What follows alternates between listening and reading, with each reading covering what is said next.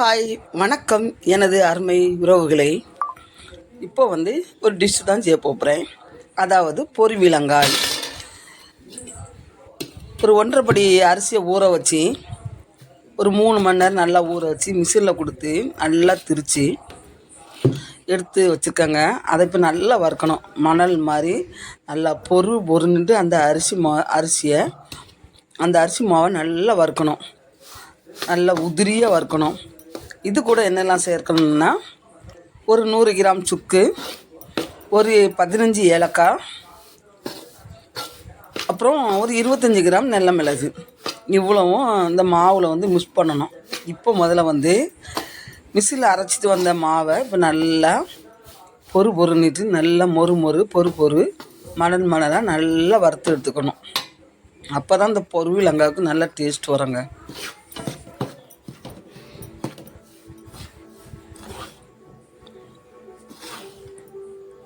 ஒன்றரை படிங்கும்போது நிறைய இருக்கும்ல, அவ்வளோத்தையும் நல்லா வறுத்து எடுக்கணும். கட்டி விழாமல் வறுத்து எடுக்கணும். கட்டியாக இருந்துச்சுன்னா அது பிடிக்கும்போது இது திருன்னு இருக்கும். அப்படி கட்டி இருந்துச்சுன்னா நம்ம மிக்சியில் ஒரு சுற்றி பழையபடி நம்ம அதில் கலந்துக்கலாம்.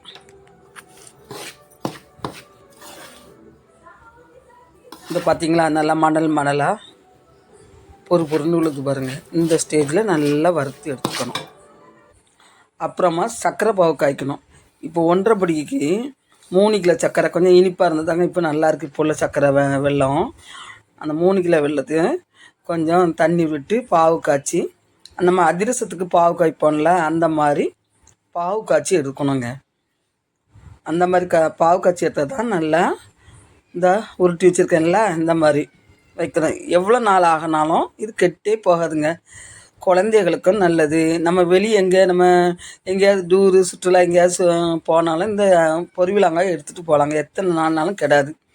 நல்லா அழகாக நல்ல பதமாக வச்சு நம்ம எவ்வளோ நாள் வச்சு நம்ம டப்பாக்கில் ஸ்டோர் பண்ணி வச்சு சாப்பிடலாம். நல்ல சத்து உள்ள மாவு தாங்க இந்த பொரிவிலங்காய். இந்த பாருங்க, இந்த பாவு எப்படி இருக்குது பார்த்தீங்களா, அதிரசத்துக்குள்ள மாதிரி பாவு. இப்படி 1 கரண்டி 2 கரண்டி ஊற்றி அதை நல்லா ஒரு 4-5 உருண்டை பிடிக்கிற மாதிரி நம்ம பதம் பார்த்து இதுங்கணும். ஸ்டவ்வை கொஞ்சம் சிம்மில் வச்சு இது பண்ணணும். இல்லைன்னா சவுண்டாய் மாதிரி ஆயிரம் பாகு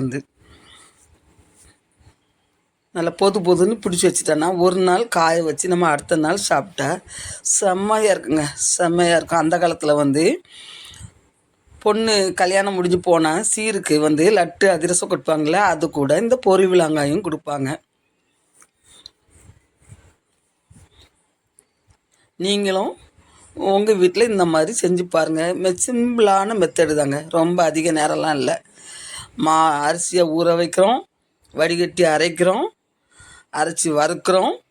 அது கூட என்னதெல்லாம் போடுறோம், சுக்கு, ஏலக்காய், நெல்ல மிளகு, இவ்வளவும் நல்லா பொடி பண்ணி அதில் மிக்ஸ் பண்ணி கலந்து வச்சுட்டு ஒரு பாத்திரத்தில் சர்க்கரை பாவு எடுத்து காய்ச்சி கரெக்டான பதத்தில் போட்டு உருட்டி எடுத்து வச்சு நீங்கள் சாப்பிடலாம். வணக்கம் அன்பு உறவுகளே, இனதர்மை நெஞ்சங்களே, வணக்கம். முதல்ல ஸ்ரீ ஈசா சேனலை சப்ஸ்கிரைப் பண்ணுங்கள். அந்த வீடியோவை ஸ்கிப் பண்ணாமல் ஃபுல்லாக பாருங்கள். நான் ரொம்ப அதிகமாகலாம் காட்டலை. சிம்பிளான மெத்தடில் இந்த செய்முறையை உங்களுக்கு சொல்லியாச்சு. அதனால் சப்ஸ்கிரைப் பண்ணுங்கள், லைக் பண்ணுங்கள், கமெண்ட் பண்ணுங்கள். ஸ்கிப் பண்ணாமல் ஃபுல் வீடியோவும் பாருங்கள்.